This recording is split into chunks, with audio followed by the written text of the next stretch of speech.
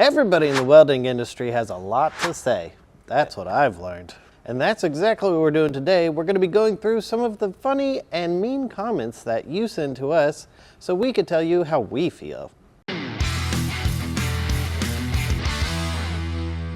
All right, this video. Why is TIG welding so hard? It's a simple question to ask. It's an opinion too. Like there's 1,000 reasons why TIG welding's hard. So Well, let's see actually, evidently not hard at all. all. Andrew, not hard at all. so easy a caveman could do Ryan it. Strayer.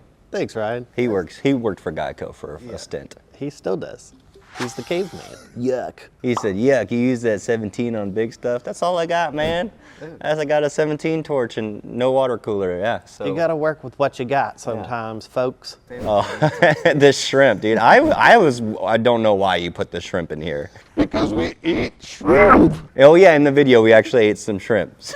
Yes. Dude, this guy got so upset. Sugar Bear. Sugar Bear, he was saying, why the shrimp on the thumbnail? Welding is technical, not a joke. Coded work in refineries and welding on vessels. He's been it. We understand. It's not a joke. Wish things were more by the book and old school. Welding turned, this is YouTube. There's nothing about YouTube that is by the book and old school. This guy's got some great facts, but it still has nothing to do with shrimp. I used a shrimp because we eat shrimp cocktail, and I guess you didn't make it to that part of the video, so. Oh, you know we got to get the repairing the cracked dump truck. Oh, so I know I made mistakes in this. I know the whole video is mistakes. You know, I wanted to shed the light on the mistakes. And that happens. It would have been nice to clarify that I didn't actually charge the customer at the very end for like the 4 hours it took me because I blew holes in the back of his dump truck for 4 hours. I see a few comments asking why the truck wasn't driven to the shop. I didn't have the keys. I don't have my CDL. That and my shop is as big as that truck. Confident man, $100 an hour. Personally, wouldn't rehire for that kind of work, just being brutally honest. I wouldn't have hired me back either for $100 an hour, and again, I didn't charge him. He was nice enough to give me some gas money to get back to the house, but I went, man, I tell you what, I fought that thing, and the cracks are gone, so you got that. Well, he was not displeased. Hey, I was trying to show you guys that it's not always smiles, daisies, and roses. Sometimes you blow holes and This one had some guff. cute. Cute, but I would have preferred more professional presentation. Nice to see Red there. Yeah, I'm glad you It's like always to see good to Red. see Jason. Mel Gross is in. He's in our comments quite a bit. We appreciate you, Mel, for always giving your opinion. Yeah, don't stop. Honesty is a good thing. We could take it. You sure about that? What's with all the beards? We got beards, okay? What's wrong with beards? I just don't have a chin. I look like Bob from Bob's Burgers if I don't have a beard. Oh, this one was great. At the show, our good friends at Outlaw Leather, they hired a Donald Trump impersonator to just be funny, right? Just no political, really anything other than the fact he was dressed as Donald Trump. And who is it? Todorola 451. No more politics, please. You guys are one of my go-to sources, and we appreciate that. I have turned to so many youngsters onto your content. I don't want to be unsubscribed from. Oh, that's so harsh. Unsubscribe from us. Please don't. But if I see any more political stuff, I'm done. Education, business, not the indoctrination movement.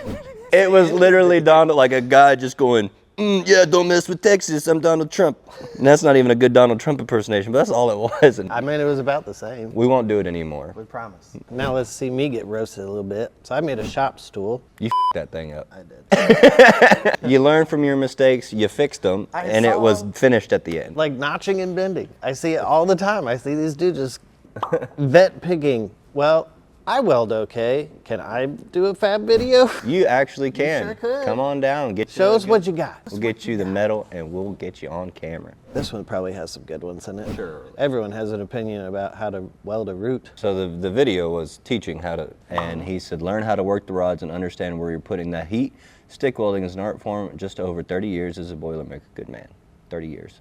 I love stick welding, and any position pipe welding is my favorite. I'm not sure if he's just bragging. Maybe he's telling everybody to learn how to work the rod. We'll answer this. Mel Gross back in the comments again. The channel has gotten to be more and more of an ad. I know that it needs sponsors and it seems commercial sometimes. We'll do our best, and you're absolutely right. We need sponsors and ads because we have to make a living. We travel, we fly around to show all these videos. It's a really cool gig.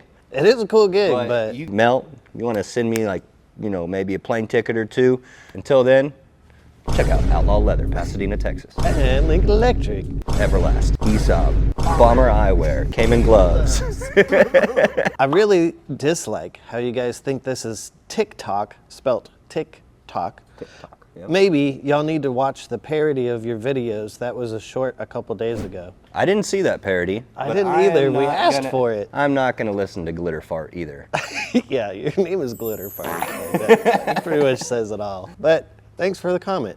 I'd be firing someone for complaining so much. Did I complain? Yes. Yeah, You complained all week. Dude, there was so much grinding. You knew what we were getting into, dude. Yeah, it sucked. My favorite thing about Austin is that when he is frustrated, you could tell.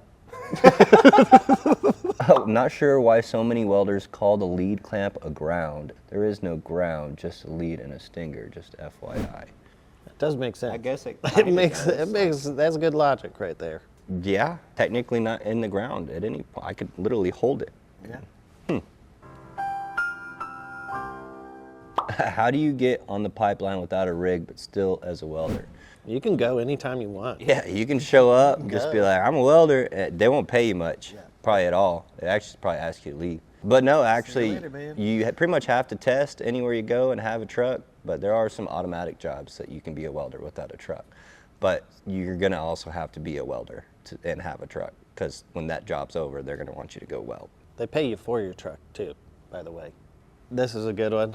This is something that happens all the time. happens all Like the the time. UK, a pancake hood is a mystery. So he says, what are those goofy looking masks? Goofy looking masks. That's pancake. Pancake hood. Yeah.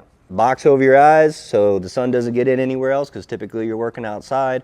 You got one flap over your ear, one over your face to stop all the spatter. You're on the side of the pipe, doesn't go in. This side's wide open. Why? Because you can talk to your helper. I don't know if you've ever tried to talk to anybody with a hood on like this, but sometimes when there's a lot of equipment around and everything, it's muffled. So that pancake not covering your mouth is easy to communicate when you're saying, hey, give me up 10. All right, this one, welding galvanized steel video.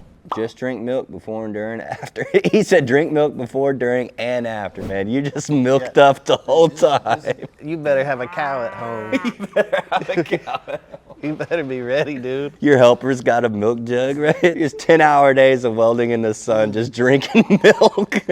Wish it wasn't welding on his Galvanized.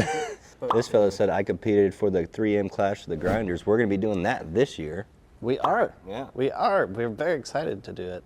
Fixing welds on a roller coaster. I wonder if the guy who did the repair you repaired. Oh man, that repair was gnarly. So just to give you some, this had been already done. This was the third time it had been fixed, and my buddy fixed it the second time. And he said the first time it was just the worst welding job, like those horror stories you see. And he came in there and did whatever he did, and then it broke again. When I go to grinding, I'm finding drill bits falling out of this thing, and like he's still got holes in it.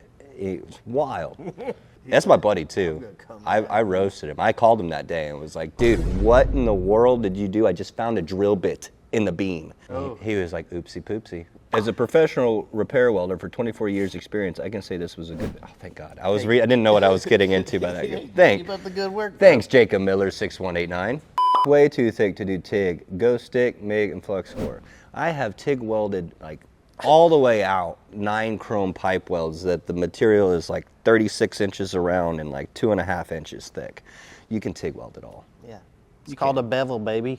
The hole is now hidden under a pile of bull. That is true. You're not wrong. At the end of that video, I got all the grinding marks nice and clean and even, so when those cracks came back, they were easy to see. Well, everyone, we really appreciate your feedback, and we appreciate you watching the videos. Keep leaving us comments, either good or bad. It's always fun. It's fun to hear what you think. Tell us how to do our jobs. That makes our jobs easier. Yeah, it really does.